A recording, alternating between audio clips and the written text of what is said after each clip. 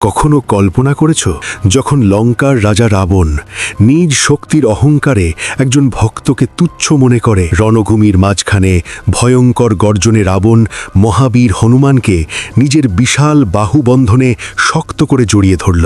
গর্জে উঠল রাবণের কণ্ঠ, বানর, আমার লঙ্কায় আগুন জ্বালিয়েছিলি না, আজ এমন দশা করব যে আর কখনো আকাশে উঠতে পারবি না। হনুমান মুক্ত হওয়ার চেষ্টা করলেন, কিন্তু রাবণ হেসে বলল, এ আমার শক্তি নয়, এ মহাদেবের পরম ভক্তের আশীর্বাদ। আমার বাহু থেকে ছুটে যাওয়া অসম্ভব। ঠিক সেই মুহূর্তে হনুমানের চোখে জ্বলে উঠল অগ্নিশিখা।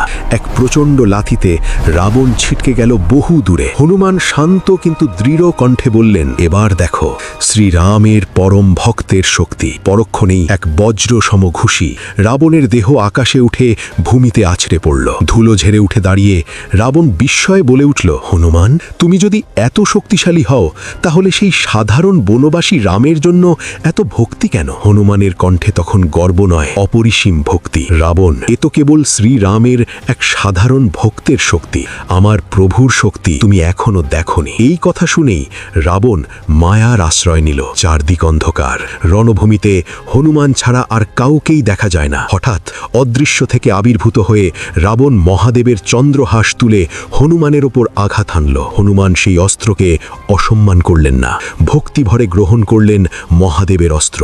আঘাতে আহত হয়ে তিনি ভূমিতে লুটিয়ে পড়লেন। যদি তুমি সত্যি হনুমানজির ভক্ত হও, এই গল্প যদি তোমার হৃদয় ছুঁয়ে যায়, চ্যানেলটি সাবস্ক্রাইব করো, কমেন্টে লিখো জয় শ্রীরাম।